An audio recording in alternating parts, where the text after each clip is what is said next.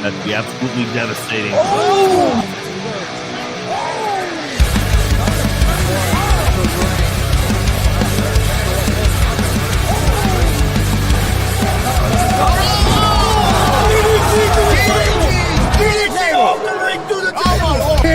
This is Joey Owens' show. They've been trying to get me on this broadcast forever, and this is the worst damn broadcast I've ever been on. So you all can kiss my ass while I win this match.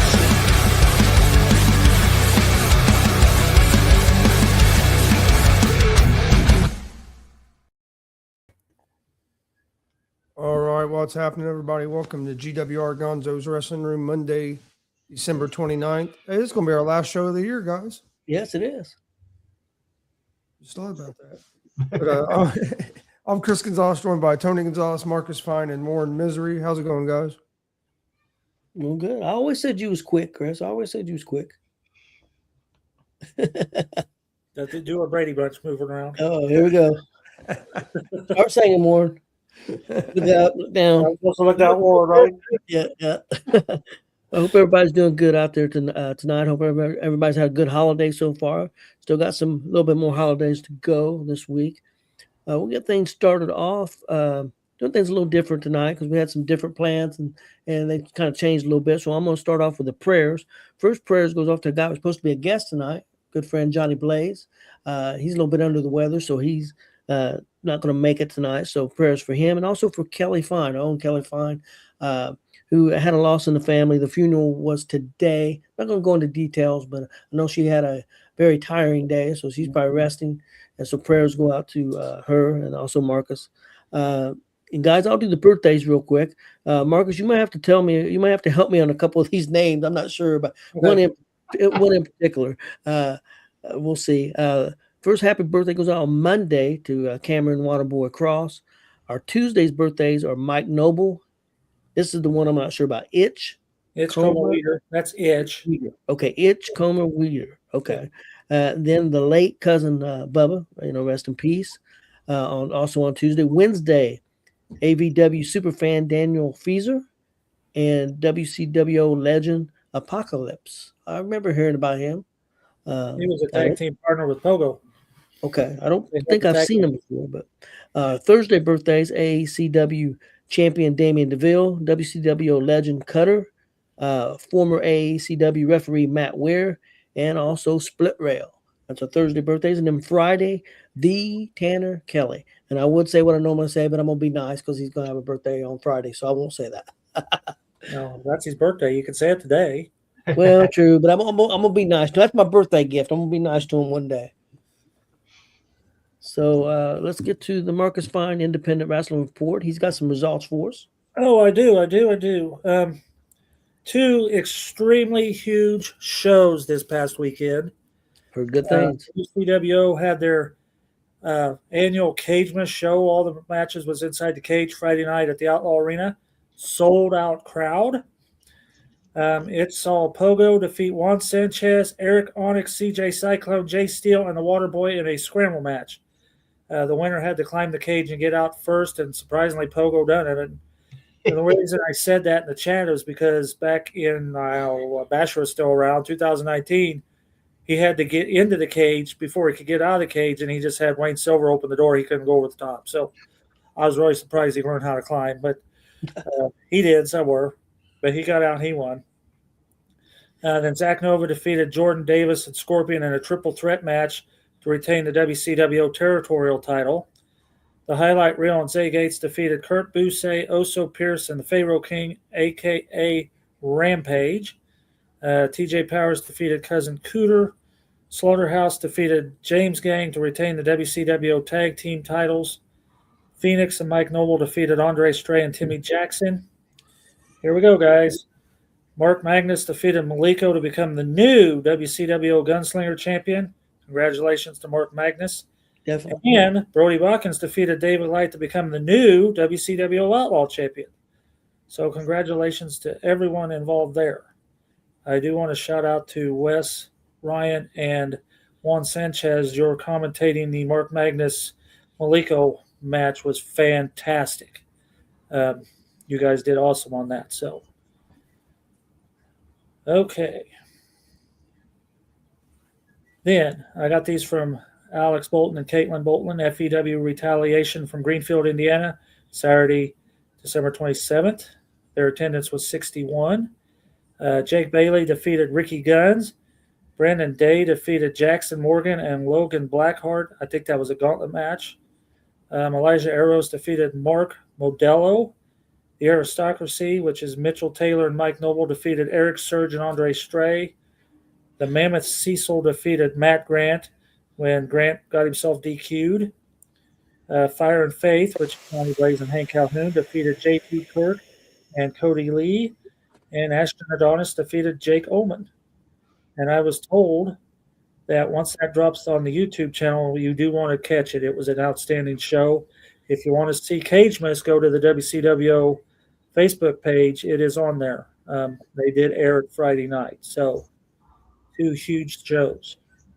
Yeah, I know Marcus said it. If it had been there live, it definitely for the WCWO show he watched as they broadcast, he said it probably would have been a top 5 show. There was no doubt in my mind.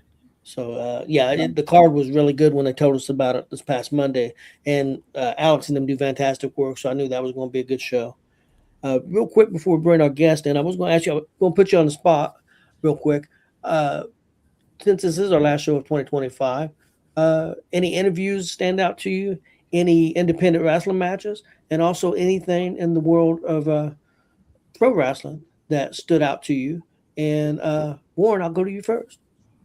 Sure, I'd love to bat lead off. Thanks. You know, I just think about it. On last week, I mean, Especially when you're not expecting it. I heard you guys. Hey, I just thought of it myself, so now I'm giving myself a. I heard you're throwing shade at me about my Lions, but hey, you know what? That's all right. A little bit. No, I mean, year in review. I mean, we've had such great interviews and individuals and stories. I mean.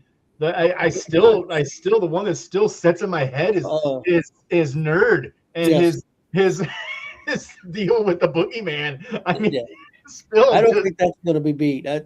We've had some good ones, but hearing that one is just hilarious. But you know, all the people we've had on here have been great individuals. You know, we've had a lot that have shared insight. We've had a lot that have shared humor. You know, and whatnot, and you know, it's really hard to peg one down. You know, shows. I would be. I mean, I'm not gonna toot my own horn, but I feel a lot of the stuff that I've done with AVW and a lot of that crew has been really awesome. A lot of fun. You know, I had fun. You know, going all the way back to the end of January to the first midnight show at WCWO. You know, that was some great stuff, and just, I mean, in general, hitting a lot of the other places and some of the other stuff I've seen from AACW and you know, all over, and even the ones that are just starting out, the big money wrestling, that's, you know, starting out. The first show I went and saw with them was spectacular, and the future looks bright for independent wrestling in the area going into 2026. Talent is out the roof. I mean, the talent's everywhere, and it's really cool to see. And then you carry over into the pro world. I mean, where would we be without this? You know, I think one of the things that dominated was John Cena, dominated for the year. You know, and then just sort of the free agency movements, I guess, between the two big companies, and then just sort of those 2 big companies taking TNA and Ring of Honor and sort of making them something. And you know, it's just. And was, you know, I have my takes on both ends. I mean, like I've always said, I feel WWE's got great storylines, but the action lacks. But whereas AEW has great action, but the storylines are convoluted and confusing. I mean, we can literally get into the World's End show that all of a sudden Moxley's a face and they split the unified titles again. Like, you know, so there was just all this real like, where are we going with all this? And so that's, you know, at least, you know, once again, I think it just shows that sometimes that they love to get the wrestlers out there, but then the storylines don't blend. And I mean, But you know, it's like I said, it's a lot of great stuff going across, and and of course, where would we be without Kelly this year and her boyfriend? Yeah, You know, boyfriend. where would we be without that? You know, and like I said, that's why independent wrestling is great. That's why, like I said, you do have people like Nerd that are blasting off into the future that are gonna really make a lot of these shows fun, and so many people, so much talent gets it. You know, they get it. They understand what's going on and what to be done. And yeah, I think as far as a year in review, that's sort of cool. And I mean, this has technically been my first full year with you guys, and it's been a blast. And I think there's only to go up with what we do. And I think we'll get back to doing some more of the fun stuff that we used to do. And I mean, I love commentating, and so I can't wait till we can start doing that again. Because it's so much fun to talk trash about all those guys, especially now when you start to get to know them. So. I think we're actually going to have a cameraman now. When we're ready to go, my grandson who moved to Chicago, I think he's going to be our cameraman, and he's wanting to help out with stuff. He's helped out. He come up with the graphics, my GSR, and he got me a green screen, and I got a mic now, and I got lights. I got all kinds of stuff. He's been helping me out. He made my wife buy me some stuff too, so I don't think she was planning on it. He kind of forced her into it. But looking forward to it, man. I tell you, we're going to have a lot of fun in 2026. Had a great 2025. Didn't get to go to a lot of shows. I think me and Chris got to go 30, 35 shows. The first half was packed. The second half, we missed going some. But, things happen sometimes. That's life. But, of course, the big show, and, of course, I'm not going to remember the name of the show, so Marcus can help me. The big show we went. Thunderstorm, yes. That was definitely the show of the year for me. Fantastic show, just the biggest crowd we was ever in front of, and WCWO knocked it out of the park this year. Just standing from afar and the way they knocked it out of the park, I'm looking forward to what they're going to do in 2026. So shout out to them. As far as independent wrestler, I do want to shout out Mike Noble, how far he's came since the first time me and Chris seen him debut at a Comic-Con or PopCon, whatever it was, almost 2 years ago. This dude is killing it. Mark Magnus, just doing a great job as a rookie, and all the WCWO wrestlers and all the independent wrestlers out there that go out and put their bodies on the line, just do a great job. So I want to thank them.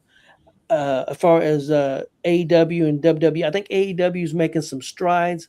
Again, I agree. There were some convoluted things on this, some good wrestling, but some confusing stuff was going on. I'll be honest with you. And then my biggest problem is after the pay-per-views is the Wednesday show after. They usually just don't capitalize on it. They just don't go anywhere. And that's my biggest problem. WWE, I'm excited for. I think we're finally getting some youth movement. It looks like there's some guys are getting moved up. They got some good opportunities on Saturday night's main event. So I'm looking forward to see what they do with that. And so I'm excited for all wrestling. And I'm excited for TNA, see what they can do on Thursday nights coming up here just a couple weeks. So I'm excited for that. Chris, what about you? Well, Royal Rumble week. I'd say Royal Rumble weekend, the whole weekend. I mean, with that Friday, we started with Thunderstorm, went to the Unrated, and the next day going to the Rumble. Just that whole weekend was probably my favorite weekend of the year, to be honest. That was a blast. And then a couple of the guests that stood out to me, Calamity Jane. I thought that was really, and I wasn't even on the show that night because I was sick, so I was just running production. But that was one that I really enjoyed. Bob Steele, we had him on a couple times. I thought was real great when he done the rapid fire. Then the other time when he kind of was just on as a guest, like Blaze was going to be tonight. I thought that went real well. Mortimer Blankenship, we had Mortimer on. That was one of my favorites as well. Nerd, you can't. You got to mention Nerd. Yep.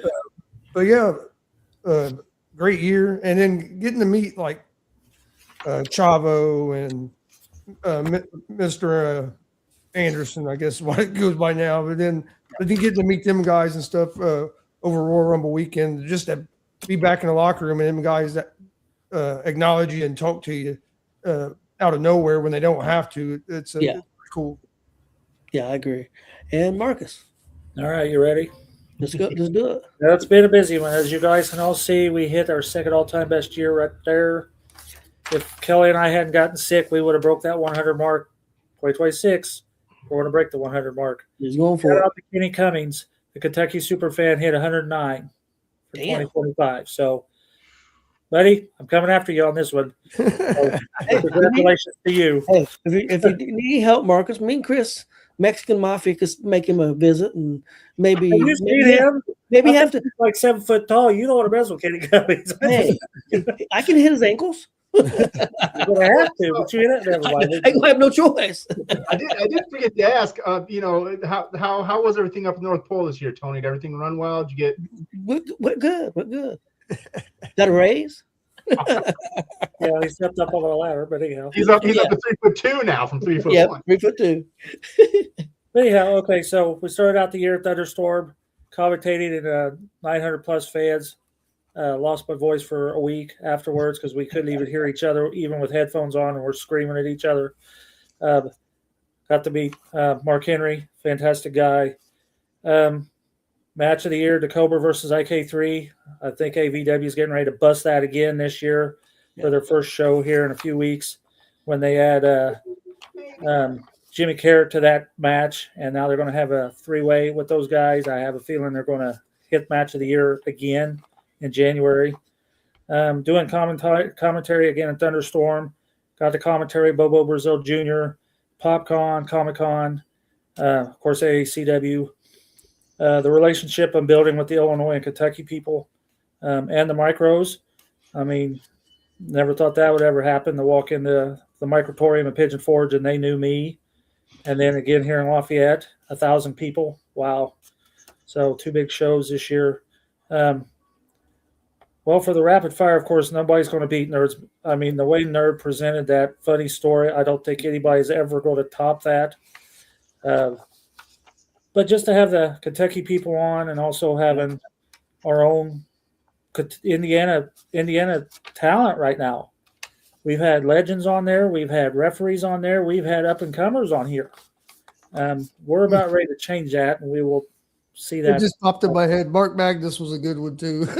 Yes. Yeah, Like a random dog in. Yeah. Yeah, the picture of him. It's Lily. I think that's Lily. Yeah, I think that's Lily. It'd been great if it had been a coyote that attacked him or something. Jordan Jordan too, talking about his shoes, Well, then, of course, Kelly and Nerd playing that storyline all over the state of Indiana, literally. Yeah. I mean, they were up north, they were down south, they were at PopCon, they were at Comic-Con. Alice Lane, the TNA referee, did not know that storyline was taking place. Y'all have seen her reaction where they're acting up at ACW. And Kelly's yelling at Alice because it's not a 3 count. She says it's a 2. And so now Alice is arguing with the ring announcer because she – and then after the show, Alice come over and says, that's great stuff. She says she didn't know that was even taking place. So it's a fantastic year. I'm really looking forward to 2026. I know what's going to happen with WCWO, some of it. Cecil's getting ready to shoot right out a cannon out. Whatever we do down in Kentucky, and I mean it's going to be. I see us breaking 100 this year, so or 2026 anyway. And we got to get you guys back on the road. Yes, I agree. So hopefully soon. Hopefully soon. Yep. Well, guys, we'll move on to our special guest. Well, before can we talk a little of the pro world really quick? Yeah, go ahead. Today, and I am so glad someone finally said it. Kevin Nash came out and finally said one of the things I've been thinking about, how he honestly feels CM Punk needs to call it. Kevin Nash come out with a very, I don't want to say he didn't roast Punk, but he basically said that he's slower. He doesn't have it as going on as much. He's like, and you come out and you wrestle in a t-shirt as your champion. He was basically come out and said that, Punk needs to move on, that maybe it's time to, bow out gracefully.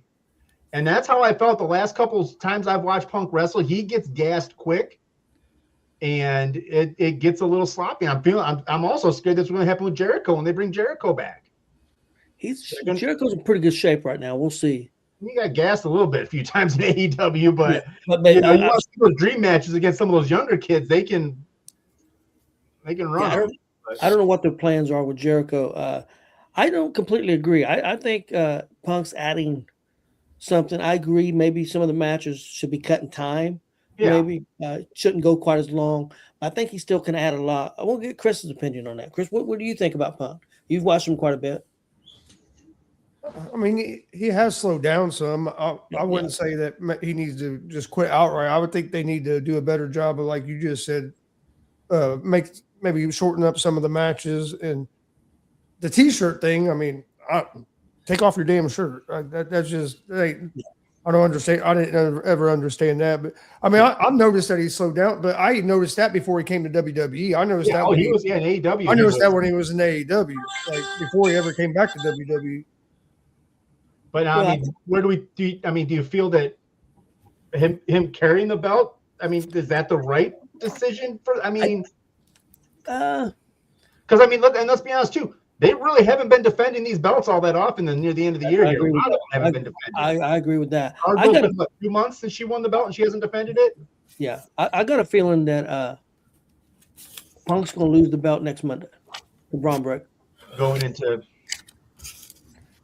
That's what I think. Now I could be totally wrong. I think that would be a good move. Matter of fact, I'd have him do it in about 5-6 minutes. Crush him, just squash it, and I wouldn't say complete squash. A mini squash way, a dominant win. Yeah, that's what I would like to see. Marcus, what do you think about CM Punk? I know because you've noticed about him slowing down too. I wasn't happy when he come back. Well, he's all right, but they should never put the belt on him. I told you the last couple things you've had me watch that he gets blown up too quick. Yeah, he does. You can't do it anymore. Yeah, I agree. He does get tired. I'm not going to. I think there's a way to use him. I think his name's still valuable. I think his stock's still valuable. I think he can help the younger people just finding the right. And the problem may be his ego too. So that could be an issue, whether his ego will allow that to happen. And then what happened? What I thought AJ Lee was going to be doing a full-time schedule. What happened to her? For as much as we rip on AEW for convoluted stuff, I mean, there has been dips their toe in every. There has been some with the start and stop stuff. I mean, AJ Lee come back and she's wrestled 1 or 2 matches, and that's it. I think they're trying to hold off. They want to do a program with her and Becky. We'll see. We'll see how that goes. The thing I'm excited about with WWE is I'm looking for to the Obafemis and some of these guys to come up, and I think that's going to, and also Javon Evans, just him being on screen, his energy, and also guys like Dragunov. I just love Dragunov. Whenever watching him wrestle, and Carmelo Hayes winning the U.S. title this past week. I thought that was really well done. So, did I? Okay, I don't know how I didn't get a chance to look into it, and I don't want to get too in depth into some of this stuff because I mean there's a lot of craziness. But did I see this right? He was the first African American title holder in the main roster since Bobby Lashley in 2022. On the main roster? Yeah, I mean because obviously they've won on NXT. Male would be possible, maybe. I don't know. Oh yeah, no, not female. Yeah, because Bianca Belair. What about the New Day guy? Oh, Kofi. Kofi. Was that? I don't know. I'm trying to think. Well, they've had some tag team titles, maybe. Yeah. They had the tag teams. They had the world tag team title not too long ago. The main singles titles. Well, I know, but who are you talking? He's the first one since who? Lashley in 2022 to hold a singles title. Okay, yeah, I think Kofi was a while back, further back than that. Makes sense because there hasn't been many African American single men here lately. That sounds right. Been several in NXT, but not been in several in NXT, but not necessarily main roster. But also, just like you, Tony, I'm really excited to see what WWE can finally bring these younger guys up because, that's what I personally have been harping on. And you go back into our shows this year, I've always said, you've got to bring these people up. You've got to start establishing this new young talent because you got in order to keep the momentum going. You can't rely on Punk all the time. You can't rely on Cody all the time. You can't rely on Roman and Brock. You can put Punk in good situations. I mean, get a feud and do street fights and stuff like that. That puts him in a good situation. But you got to get these young guys to sell these shows and to sell that merch and to move into the next next level. Yeah, I agree. That was one thing I thought was kind of weird with AEW. Why put the Continental Championship on Moxley? It didn't make any sense. I don't know if they wanted to. I mean, I don't remember the exact numbers breakdown. I mean, with Fletcher, I don't know. They weren't going to put it on Takeshita because he's the New Japan heavyweight champion. They're not going to do that. Well, I thought we was going to get Takeshita and Fletcher. That's what I thought was going to be in the main match. For that's what I thought, and I wasn't mad that they had the match. The match wasn't bad. That Moxley and I don't know if they're just trying to keep the Don Callis family balanced. I mean, I know that's funny considering the Don Callis family is like 12 wrestlers. Try to say balanced, but not to put all the belts on. Yeah, trying to be NWO. The old, not the original NWO. Guys, let's move on. If anybody wants some humor, Google Bret Hart's comments that he made about Vince McMahon and Shawn Michaels and listen to what all the other wrestlers have to say about Bret Hart making that statement. You could go for hours. Jeff Jarrett, Kevin Nash, several of them. There's several of them on there. Yeah, Brett's funny stuff. Those guys like, what in the hell is he talking about? It's like Brett's got some issues, unfortunately. Yeah. Well, we'll bring in our special guest when Chris is ready here. Rico Jones.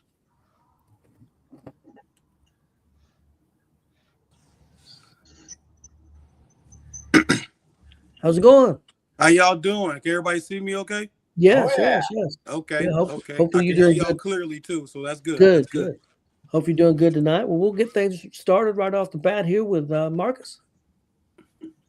First off, thank you for coming on. Appreciate it, Mr. Fine. You know that. Always, brother, always.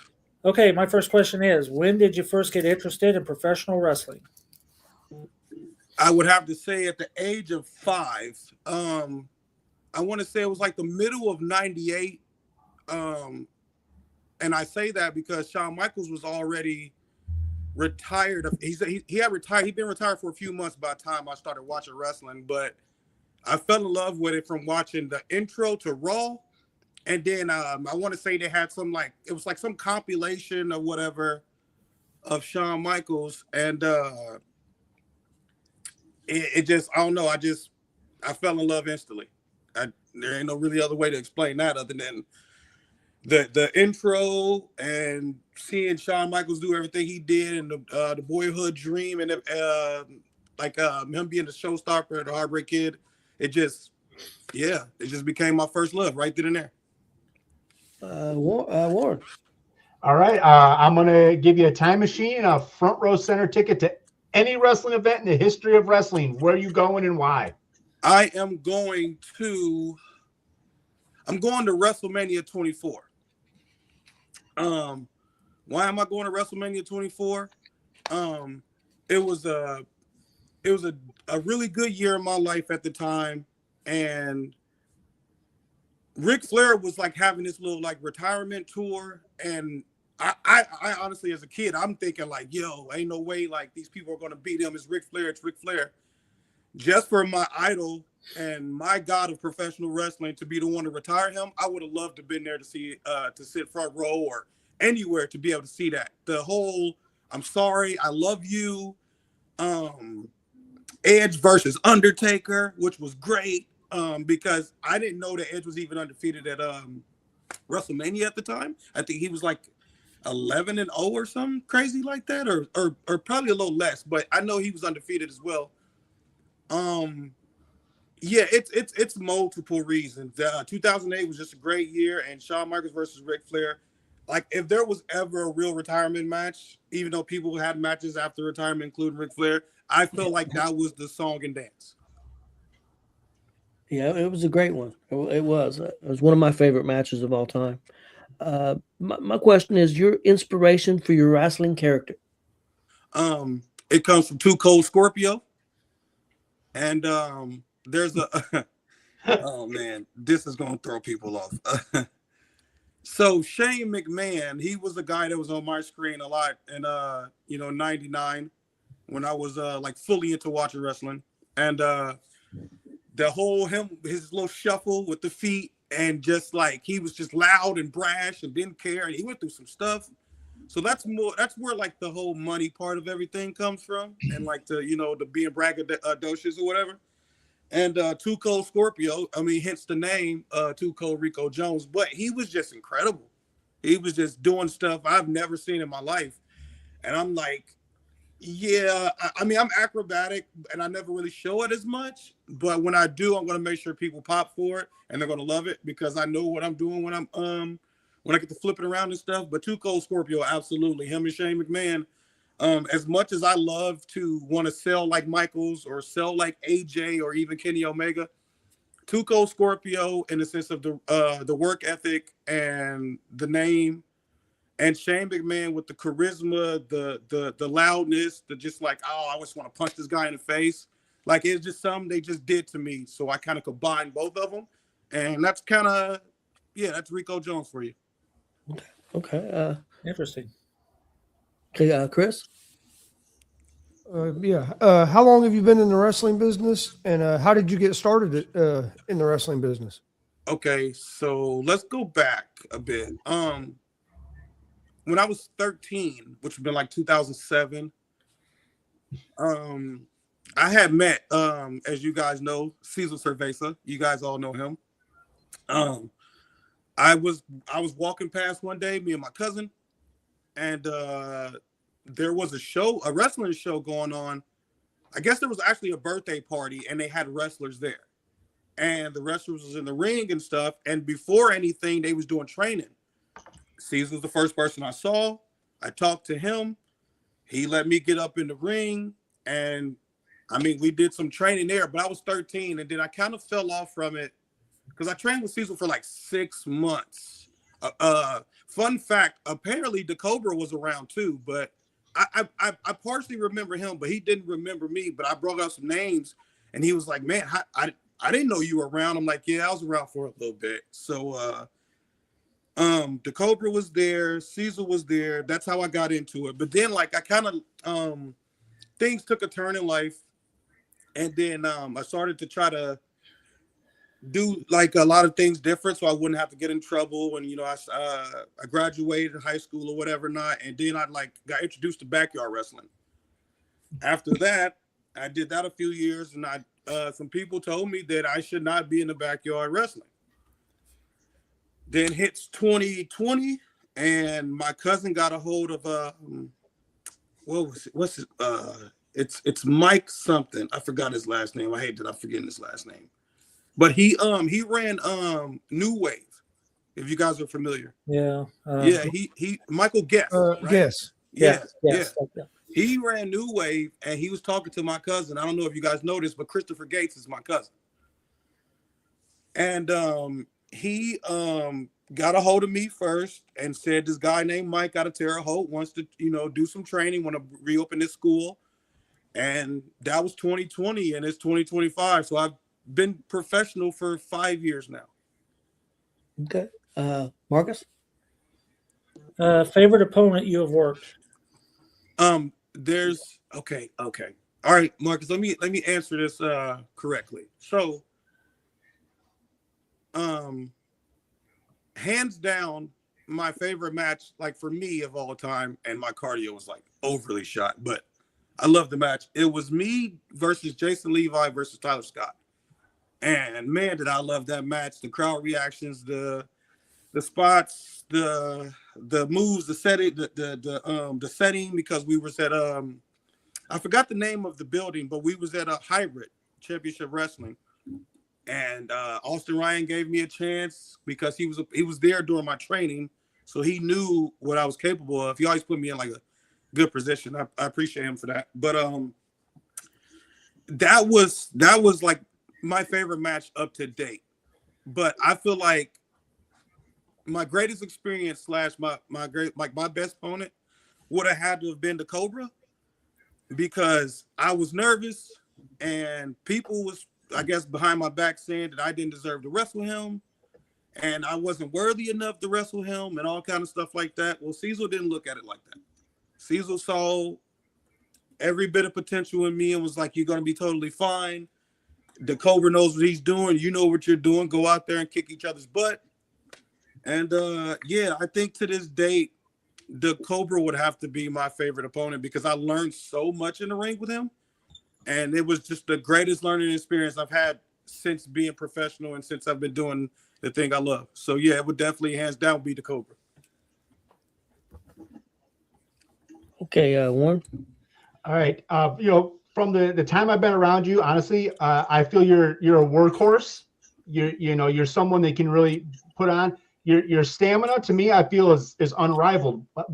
How do you get to have the stamina and this cardio to go and go and go? It seems like you never run out. Where do you get that from? First off, Warren, I just want to say thank you for that. And secondly, there's been some raves going on about you supposedly helping me and Cash with some chain. And when I beat Mikael Murphy in the ring, 1, 2, 3, I don't know where that comes from, but no, that's not true. I'm taking up for you. You did not help me win that match. I did it on my own. Thank you. Okay? Thank So you. I just wanted all Warren the wouldn't that you're cheat. throwing onto your name. No, we're not going to do that. So I just Yeah, want to get Warren that out wouldn't there. cheat. I don't believe Warren would cheat. I don't know. No, not at all. What? No, Guys, absolutely not. Guys, I got some property I want to sell in a swamp somewhere. But to answer your question though, man, I don't want to seem like a cliche when I say this, but it's the fans' reaction. You boo me, you cheer for me. I know you're there. I can hear you. If you're quiet and I feel like I'm not doing enough, now it makes me go even higher. But for some reason, when I hear the fans' reaction, it's like, I don't know. I feel heroic. Rather, like I said, rather I'm heel or face. No matter if you like me, you hate me, you love me, you like me. I feel there's a certain amount of energy that just comes right through me, and I don't know how to turn it off. When I used to train, I would overdo it, and they'd be like, "Look, man, you don't got to go that fast." I don't know any other way. I just don't. That's just all of my favorite wrestlers have that charisma or like that energy. Like I said, Shawn Michaels is my GOAT. And then you talk about the Kenny Omegas. Excuse me. You talk about Seth Rollins. You talk about Stone Cold Steve Austin. You talk about the most electrifying man in professional wrestling in The Rock. Like these are guys I take from. So if I'm watching them and they're going and they're electric and they're like a live wire, why shouldn't I give the fans / my opponents that same energy? Whether I'm beating you up or I'm tagging you in or I'm just in your face talking crazy, Rico Jones is going to give you 120% because that's all I know how to do. Okay. You get to wrestle in a traditional Survivor Series match. Who would you pick as your 4 partners? Are we talking like past, present, and like indies and everything? Anybody you want. Who would be your 4 partners? Jeez, that is man. So it's 5 of us, right? Yes. Fuck. Oh, sorry about that. I didn't about the language. You're fine. You're fine. That just. Oh, we're not PG. You can use any language you want to use. Okay, cool. I won't use it as much because my verbiage don't need to be like that. But dang it. Okay.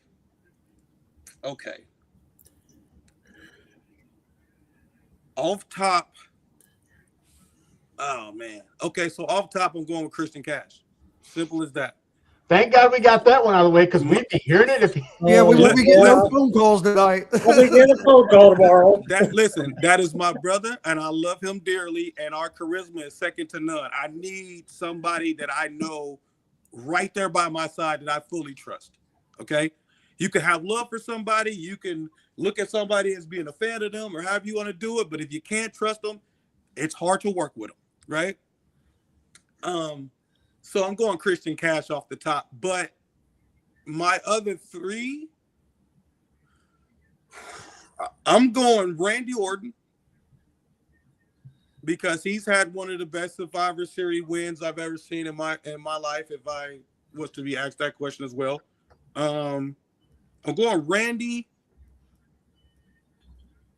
Jeez, oh man. I'm going Randy. I'm going Roman.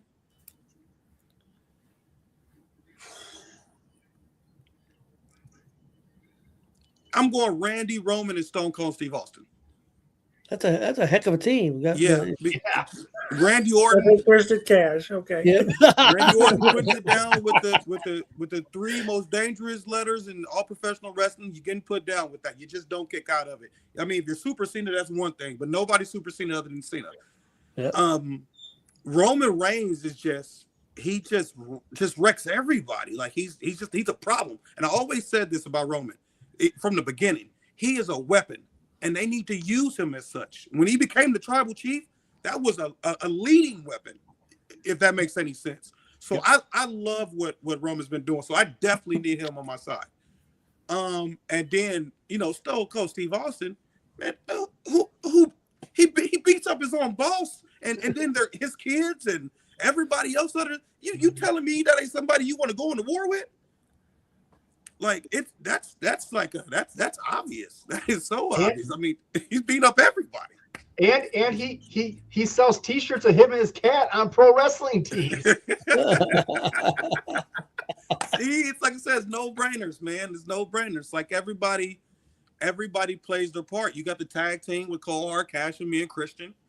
We got the weapon himself, the tribal chief, the one in Roman. We got Randy Orton, Randall Keith Orton, son of Cowboy Bob Orton, and his granddad was a wrestler too. Like Bob Orton used to put people down with a suplex. like come on, like, and then this guy is like a freakish athlete, and like I said, one of the best 5-on-5 Survivor Series was 2005, right?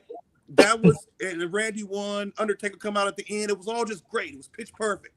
And then, like I said, Stone Cold Steve Austin. When that glass breaks, everybody and their mothers is afraid. Like, so there. Yeah, I love Shawn Michaels. I love The Rock. I love a lot of people, but I'm not over those three I just mentioned. I'm any day, or yeah, those four I just mentioned any day of the week. Okay, Chris. All right. What's the thing you love the most about the wrestling business, and what's the thing that you hate the most about the wrestling business? Well, I know what I hate the most, so I'll wait for that one. Let me. Matter of fact, I'll go into that one. What I hate the most is like the politics and how certain people. How would I say? Like, listen, I'm not mad at anybody for taking themselves too serious, right? In certain professions or whatever. But when it becomes a little bit too much of your reality, and then you're like using that to like, hurt other people, I'm just not a fan of that at all, per se. I don't like how and I've seen it where guys, they'd be like, yo, I'm not able to make it to a show for like, real emergency reasons. And this person would belittle them and if not put him down on the card because he wasn't able to make it. Like, I don't like the fact that it's almost a thing where like, if you don't put wrestling first, you're a bad person in the business. And I've seen it.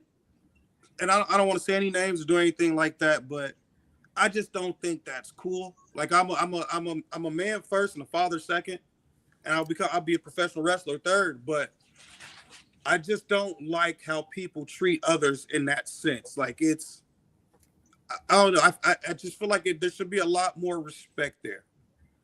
What I love about the wrestling business is the fact we can get anywhere from 10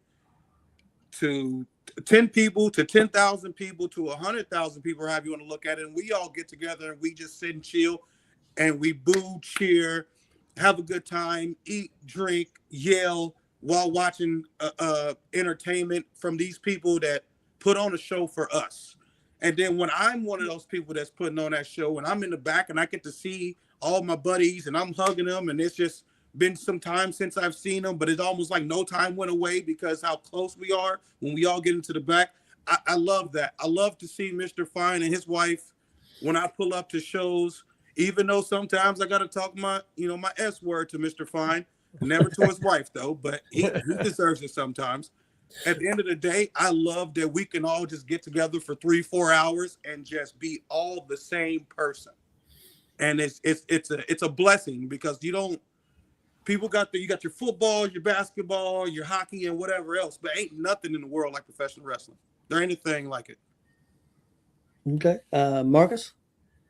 Tell us about being a part of the Illinois version, because there is 2 different versions, but the Illinois version of Cold Hard Cash. Because you guys are heat magnets, I'm telling you. You want to say that again for me, Mr. Fine? Like, yeah. What's that? What was the last thing you said? Because you guys are heat magnets. You guys piss people off. Yeah. And I love to see it. Tell us about that.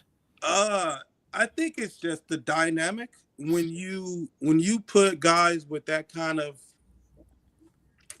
with the characteristics of who Rico Jones is, Christian Cash, and then you got Big Zay, and then Tice. He's just willing to beat up anybody for us and with us. It's like our dynamic is different. We talk to each other. We have our group chats. We talk to each other singly too. Like everybody knows their role. We know how we're going to play it, and we know how we're going to do it. And we don't care who you are. Like you can be the Cobra, you could be Jimmy Carrot, you could be IK3, you could be Cesar Cerveza. All we give a damn, or any girlfriend that somebody has. If you talk crazy to us, it's going to be a problem.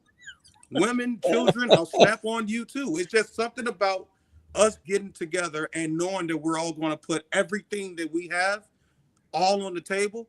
It works. So if we want you to boo us, absolutely you're gonna boo us. If we don't want you to boo us, you might boo us, but then again, it won't be as much of a boo as we want because we know that we are beloved in a way, but we also know we get on people's nerves a whole lot. But again, it's the dynamic of how we all gel together and we talk. We all keep in touch. I wouldn't say it's easy, but it's more simple than it would be if we didn't communicate at all. And if we weren't on the same page, it'll be so much more difficult than what we have going on, because it's like now everybody's got to figure out what placement they're going to be in for this or whatever for that. When like, no, we all know who we are. I know I'm Too Cold. I know who the Cash Man is. I know who the Big Man is. I know who the Ice Tray as in Tice is. Like we all know. We just know. So when you know, it's like they say, you fear what you don't understand. We have nothing to fear because we get it. So yeah, that's just what makes us who we are. Warren? All right, the fact that we've gone this far and this question hasn't been asked yet is sort of surprising. Who is your favorite super fan, Marcus Fine or Kelly Fine? I'm not sure. I want to say. Don't be afraid. Just say it. No, it's hard to say because I want to say both of them, but then like I'll see Marcus, and I got to go do something. And I'm telling him like, man, I'm sorry, I got to go. He's like, oh no, we gonna get together. I know I'm gonna see you. Don't worry about it. But I see his wife, and she just always seems so happy to see me. Oh, I'm gonna have to go with the wife, man. And that's not a bad thing, but it's just like it warms my heart when I see the Fines, right? Yep. And even though I don't really like people too much, other than KHK, I do respect the Fines and I appreciate them. So I'm not gonna sit here and do the whole I'm a bad guy, let me talk down. No. Listen, I know who I like, I know who I don't like. What I will not do is talk down on the Fines. You understand? That's not gonna happen. But I will have to pick Mrs. Fine because it's just it's a warm feeling, like almost like I'm her son. So it's like, oh, I gotta give it to her. Marcus, how many sons you got? We are called Mama and Papa, or I know. Mama and Papa by about everybody. So Yeah, because we appreciate you. We like we all do. Like it doesn't matter heel, face, or in between. We all appreciate you. Warren, you got another question? No, we can move on. We're good. Yeah. Okay. I think Kelly fell asleep. She's had a long day. Okay. But I think she fell asleep. Okay. Since you mentioned your tag team partner, Cash, you and Cash get a dream match with any tag team throughout time. Who you guys going to wrestle?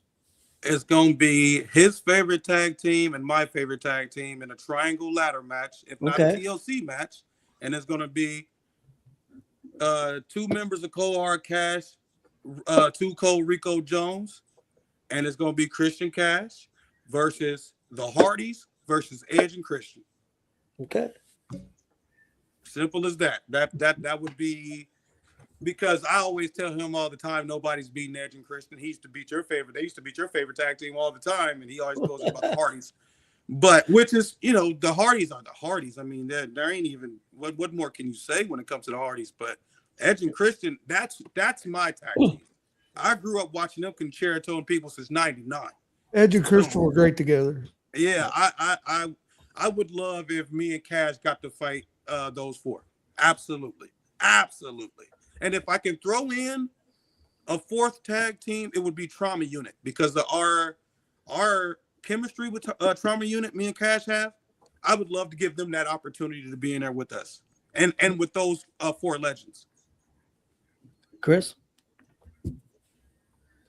What other states have you wrestled in besides Illinois? And is there a big difference in when you go state to state, maybe in the way the shows work or the crowd or anything like that? So a lot of my wrestling in the beginning, when I was getting trained and everything was based in Indiana. Which I don't know, something about that Indiana field. It's different, because you'll get a town to where, like, man, it's 25 people out there, and they're going nuts and they're raging. You would swear it's a whole auditorium. But then there's times where you'll get 300 people, and it's almost like they kind of feel like, why am I even here? So that's weird. But I say Indiana. I've been to Ohio like twice. We were supposed to go to North Carolina. I don't know if that was actually a real thing or not. Look who woke up. I'm sorry. Look who woke up. We'll have to answer that question again because she woke up. But go ahead. But yeah, it's mostly just Illinois and Indiana. But like Illinois is mostly like it's mostly like towns I'm familiar with. But Indiana, I don't know. Like I said, I love that vibe, because it's almost a hit and miss every time. But like Warren was saying, like, where does that charisma, that, like, my stamina, like, where does all that come from? Because if you sitting there quiet and I'm the entertainer, why are you quiet? Now I got to look at myself. With that being said, let's go. I'm riled up. I'm beating my chest. I'm letting you know we here. Like, you finna see something you ain't never seen before, and if you have seen it, I'm finna entertain you more than the next person that's going to come out, if not the one before me. That's my job.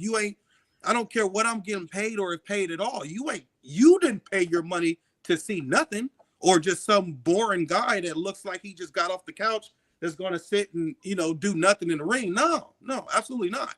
So I do love wrestling in Indiana more than anything, because you rather go come turned up, or I get that, the reasoning to turn you up. So, yeah.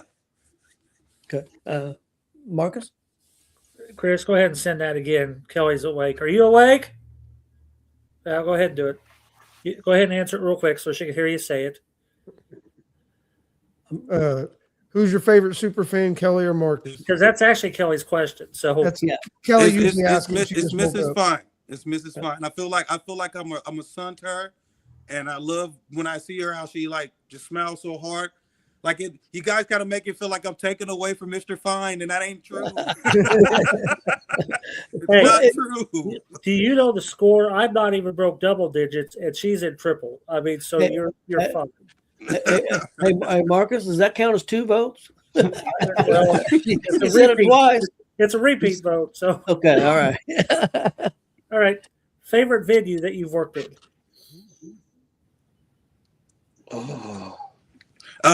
Hands down, got to be the 210. Oh, God, yes. But oh man, what is it called that Hybrid used to run out of? I forgot the name. That venue was great. Like, Wasn't it like in an indoor soccer field or something? Yeah. What? I can't remember the name what's of the name place. Of the venue that Hybrid used to run out of. 365. 365. Strive 365 or something like that. It looks so amazing. It looks so amazing. I love the way it looks. I love the like the because like when you in the locker room, it's a upstairs, and like it's oh man, it's cool. It is so cool. But hands down, it's the 210. Like you get all these people out there and that you get your Marcus Fines and the Kellys that do know their wrestling, right? You get those people that's out there, but then you get just these drunk people that just want to have a good time, and you know what I mean. And they come out there, and that is a vibe. It does bring out a some type of good vibe when you sitting out there, and these people that don't even watch wrestling for real are sitting there yelling and screaming for you, and it's almost like you're bringing them back in the fold because you go back to the venue again, they're there. So. Yeah, it would definitely have to be the 210. Yeah, that 210 is an awesome location. Okay, Warren. All right, you've mentioned Shawn Michaels, Randy Orton. They're individuals that have gone from face to heel and heel to face. What do you like playing better, a heel or a face? Absolute heel. Absolutely a heel. I can do stuff that will make me and everyday people mad and get away with it. I don't curse much. I know how to say the right words to make you peed off. You go back and watch my videos, and it's just like, oh, this guy. I mean, damn, he's crazy good, but he gets on my damn nerves. I watch myself and be like, yeah, Rico Jones sucks. I don't like that guy. I don't like that guy. But yeah, absolutely a heel. Because as a baby face, like I learned so much from being a heel that when I do become a baby face, I feel like I will be more involved as a character per se, because I don't necessarily got to kiss babies and shake hands and stuff just because I'm a baby face. There's no reason for me to still not talk my crap or like, you know, let people know, like, I mean, we cool, but I don't know you. So I ain't got to really mess with you, but I'm not going to shit on you neither, for lack of better terms. Okay. Absolutely a heel. Absolutely. Okay.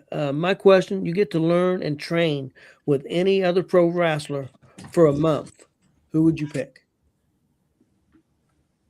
Kurt Hawkins. Okay. Yeah, him and like Disco Inferno, because it's a lot of people that came out of Kurt Hawkins school that are really freaking good, and one of them is MJF. And if I'm not mistaken, the reason why Karrion Kross and Disco Inferno are cool because he came out of I think he came out of disco school, or disco trained Karrion Kross, something like that.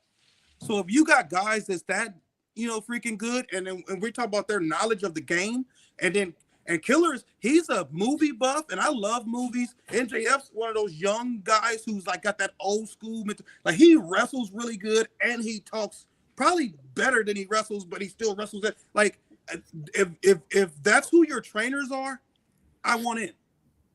So I would say Kurt Hawkins. I would, because people like Kurt Hawkins. Now you gotta. Just because they wasn't this big entity elsewhere doesn't mean they don't know what they're doing, you know? So I would love for Kurt Hawkins to train me for sure. Yeah, him and Disco Inferno. And then when I was growing up, WCW wasn't really my thing. I was always a WWF guy. Shout out to Thursday Night SmackDowns on UPN. He he would, anytime I would turn on WCW, Disco Inferno was always on my screen. So my love for, and doing the whole, my love for disco was different. I listened to Keep It at 100 every day of my life with Conan and Disco.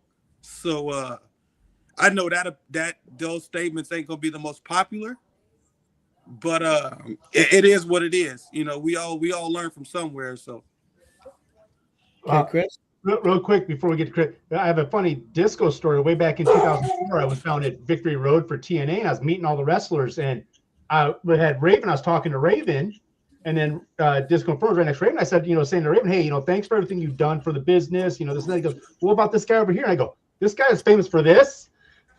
And Raven lost it. Hold on, guys. Just 1 second. My daughter just came in. I got to go grab her. Is that okay? Yeah. Yeah, just 1 second. Pausing the music.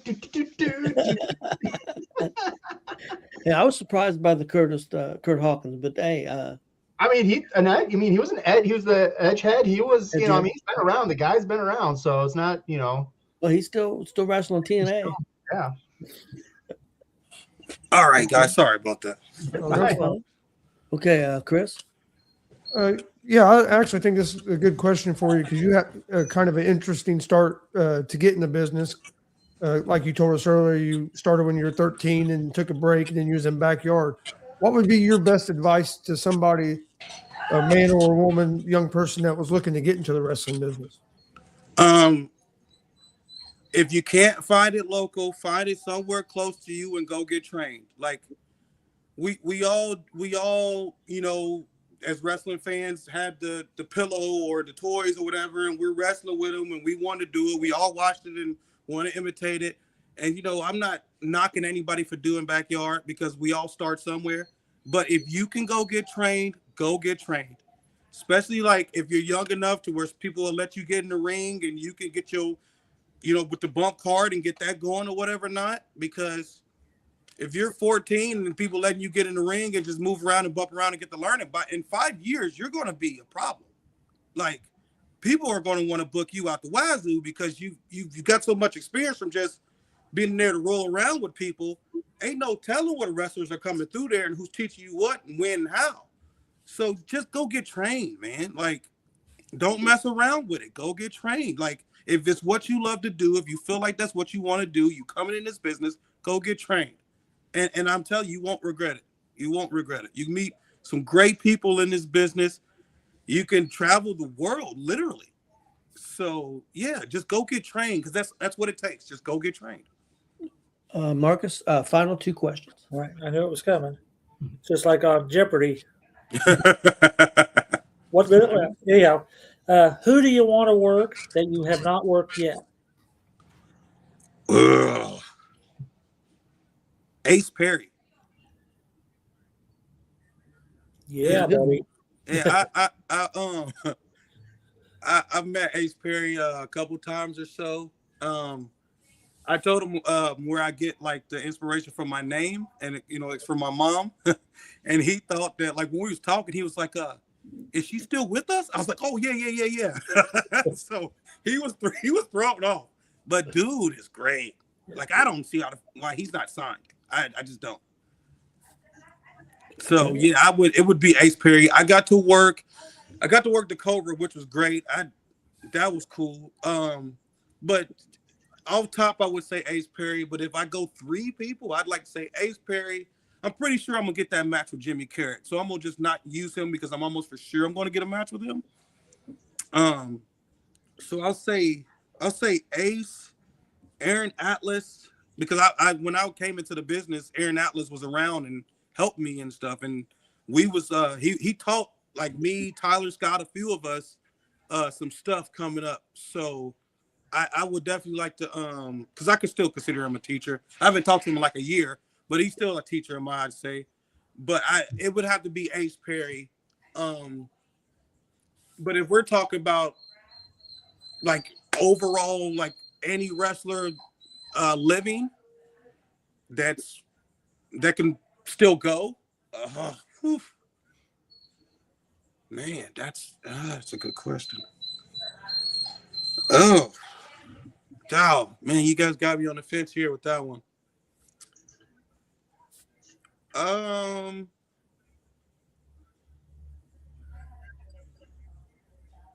don't want to take too much time.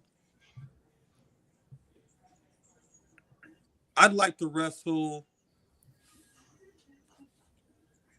Yeah, I'd like to wrestle Will Ospreay.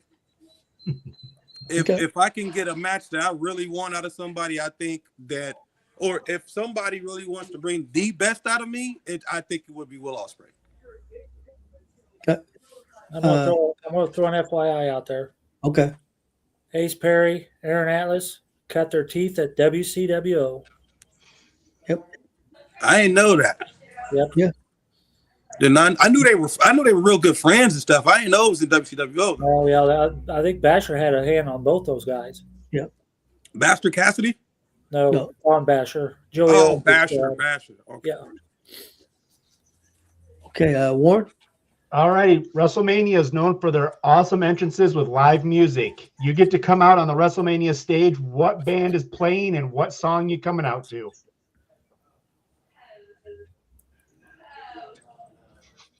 So if we going full on, I say if we going on a route to where like how the Miz and John Cena had their little openings before the actual entrance, like when DMX did the Miz's or whatever not, and the whole "you can hate me now" with Nas or whatever not.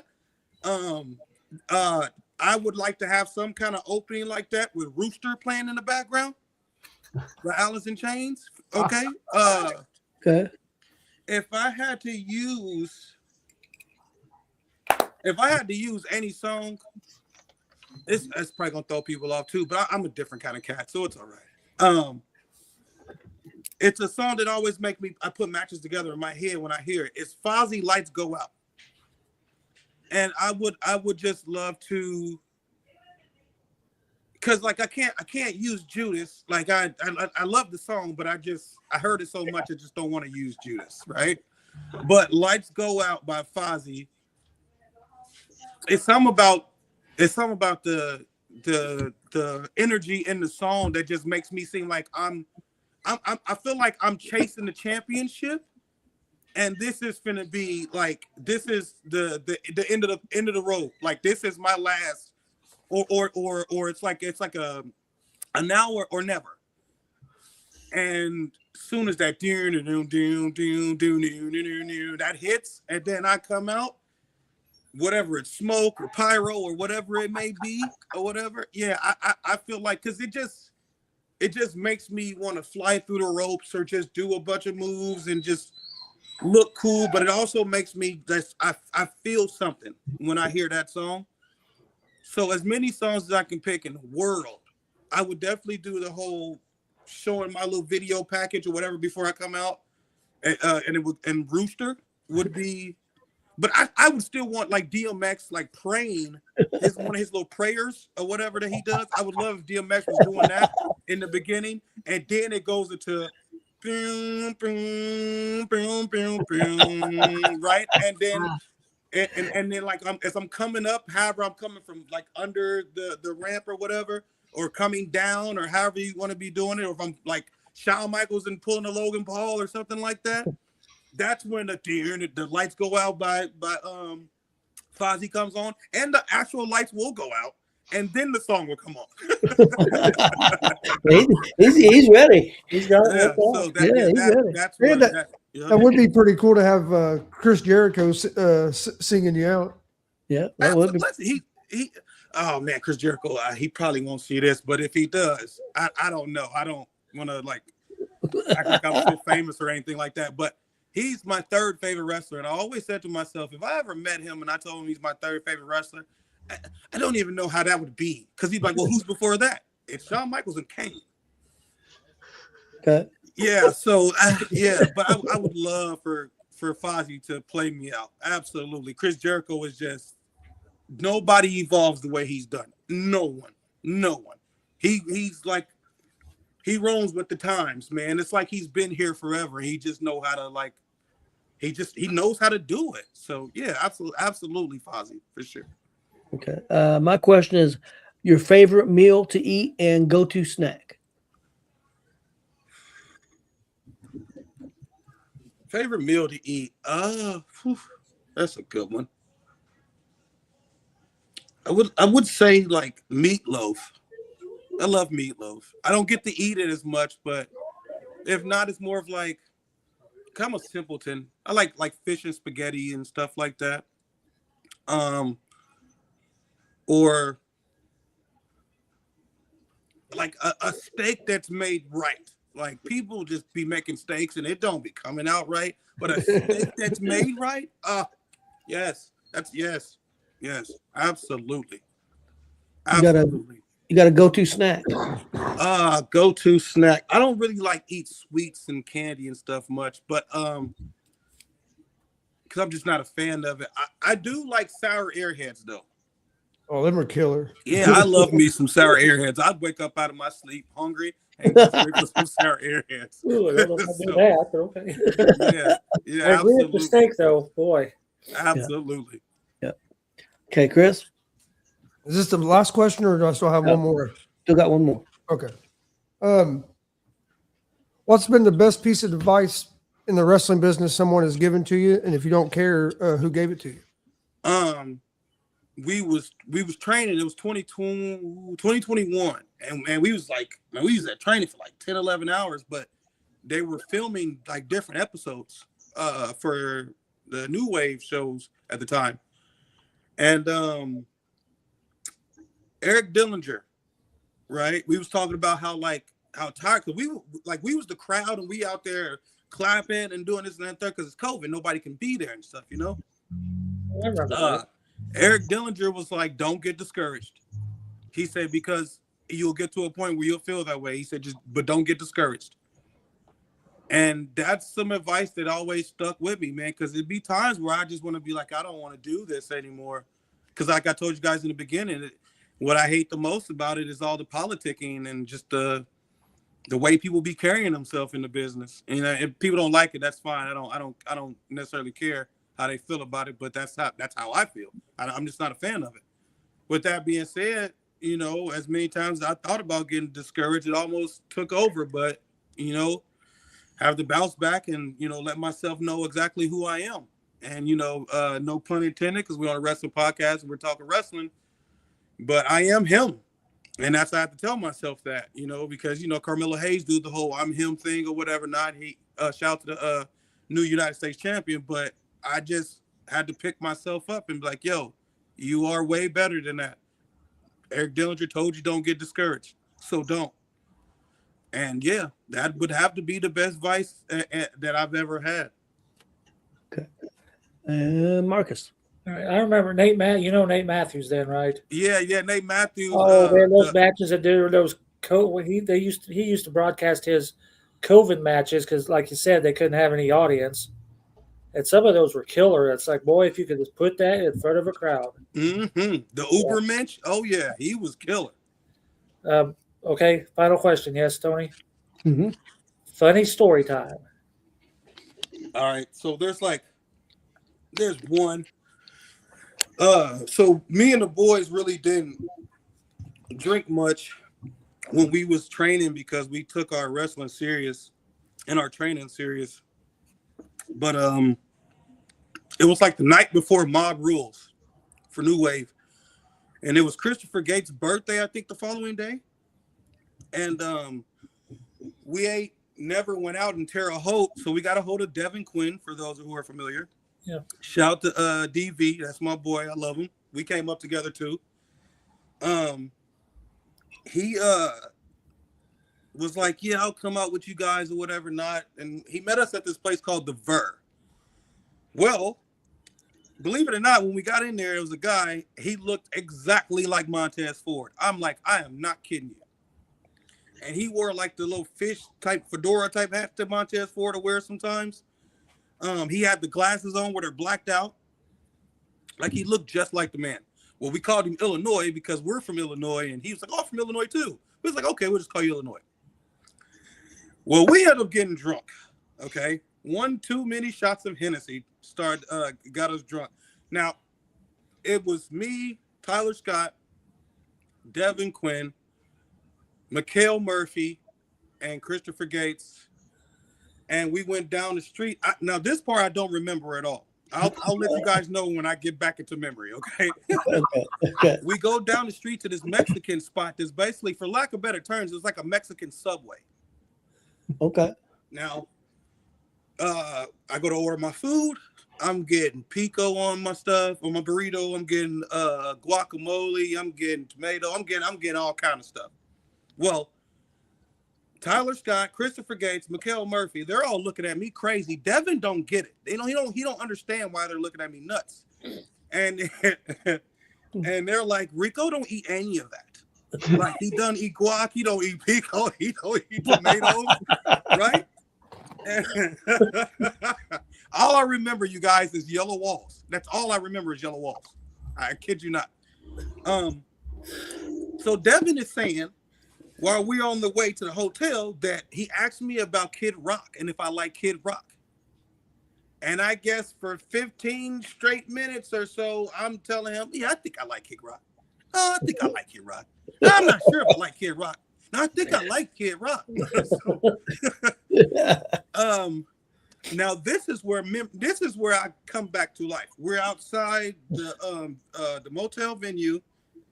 And I happen to be waking up while I'm taking a bite. I was on autopilot the whole time. I was so drunk. It's crazy. I have to be taking a bite of the burrito. And it's got all this stuff on here, guys, that I don't eat, like I told you, but it was really good. And then I to this day, it's this one term that I had said, and to this day, we still say, I said, it's guac on this?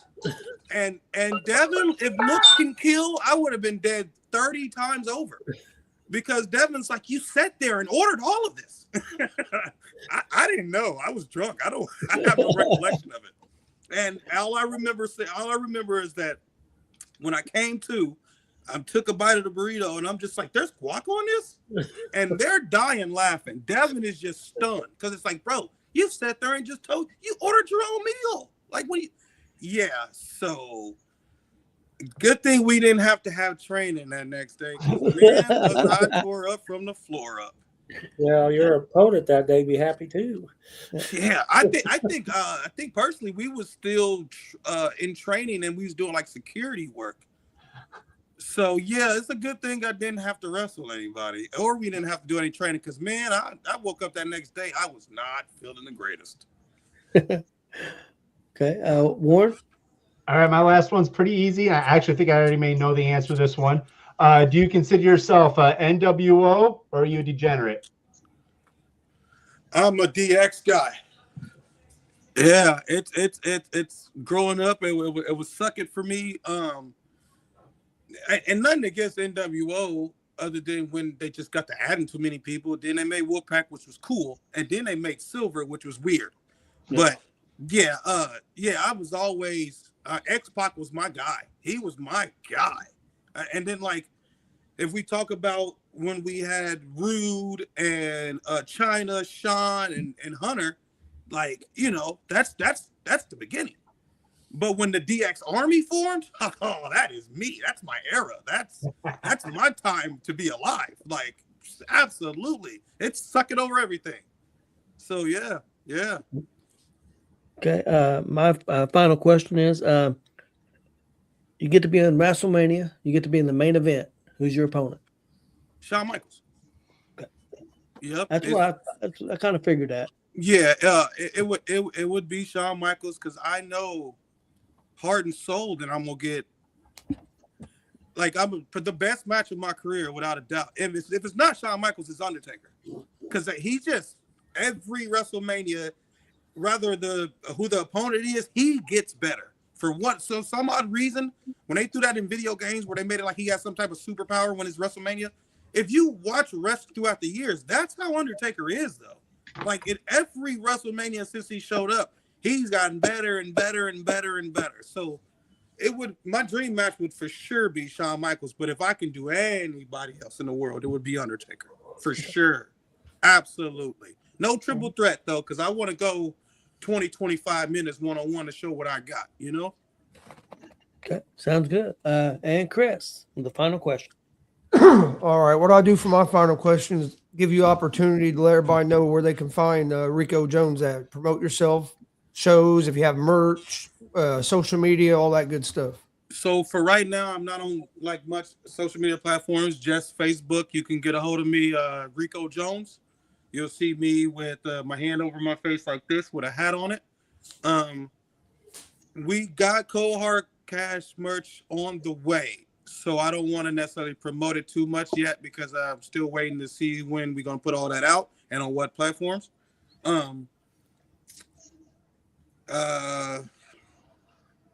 Yeah, so right now you can get a hold of me just through Facebook for now until I started, because I had phone troubles, but I kind of figured it out. So now I'm gonna just get like all the extra like Twitters and stuff like that. I might start streaming video games and stuff. I do have a show coming up at EPW on January 10th. I don't necessarily know who I'm working, but I know that me and Stetson Winters are going to be putting on a show against whoever it is they put us against. And there may be more after that. I've been getting my bookings in order and talking to a few people. There should be more after that, but I know for sure after the 10th, on January 18th, I will be at AVW, my home, the stomping ground, where Cold Hard Cash rules. And whoever, actually, from what I know, I'm scheduled to work Mikael Murphy. Unless, you know, card subject to change, but that's professional wrestling. I'm not scared of anything. There's a reason why I'm too cold. I'll drag his loser carcass out to the ring, and you will get an easy win. Hey, look, and I'm a feast. Happen. I'm a feast because I'm an animal. I'm a beast. I'm a savage. I don't play around. As the one and only general manager, baby.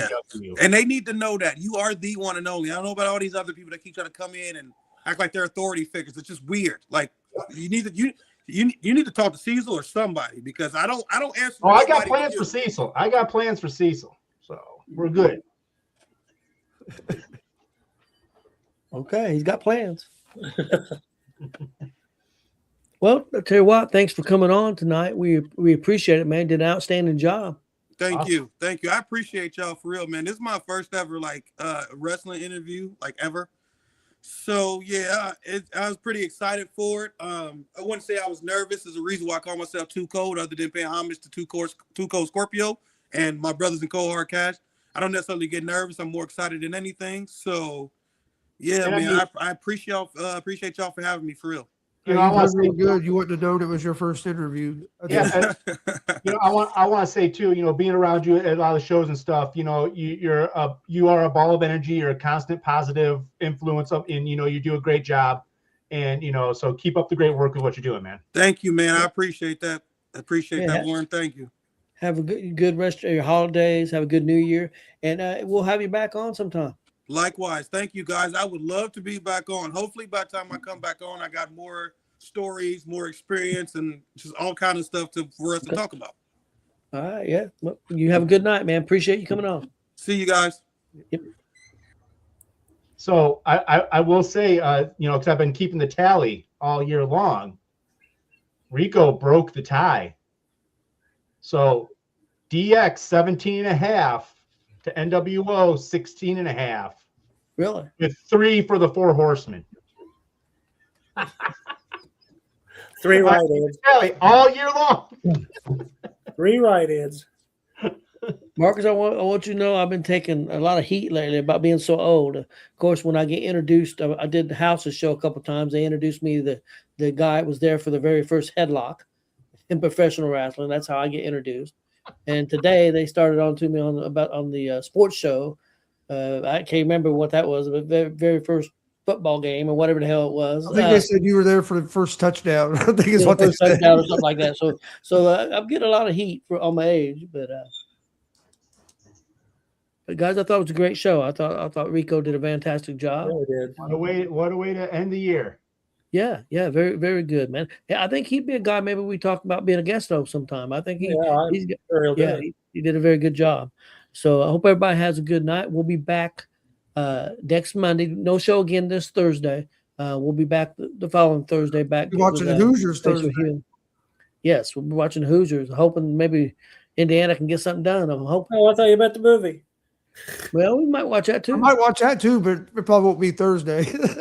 I watched Hoosiers in the theater the weekend, the Friday it come out. Oh, did you? Oh yeah, I played basketball in the gym. the Nicetown gym. Yep. My high school basketball coach was such a huge fan of it. He basically, during the basketball season, he'd watch it before every game, and he could recite everything about the movie. Oh, yeah. I love that movie. I love that movie. A group of my friends that we'd rent that gym like once a year or once every other year or whatever, and go play pickup basketball. It's pretty cool. You know, they got that. Have you seen it lately? They've got the Hoosier painting on the side of it now. Mhm. With all those guys from. Have you seen that? It's beautiful. That mural on. Yeah, that it's cool. Guys group there with James Gardner and Ryan Phipps and them guys. Yeah. Back in the day. Well, guys, everybody have a great weekend and rest of the week and good New Year. Happy New Year. We had a good one. Yep, eat some corned beef and cabbage. I'd like to, but nobody else around here eats it. So I do. Well, see everybody next week, and everybody have a great Go to New Troy. Year.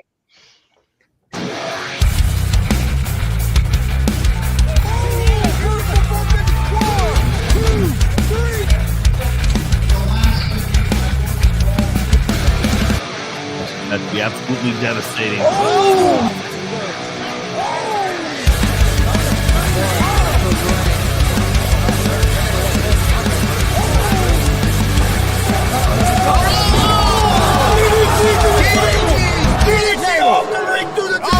Here, this is Joey Owens' show. They've been trying to get me on this broadcast forever, and this is the worst damn broadcast I've ever been on. So you all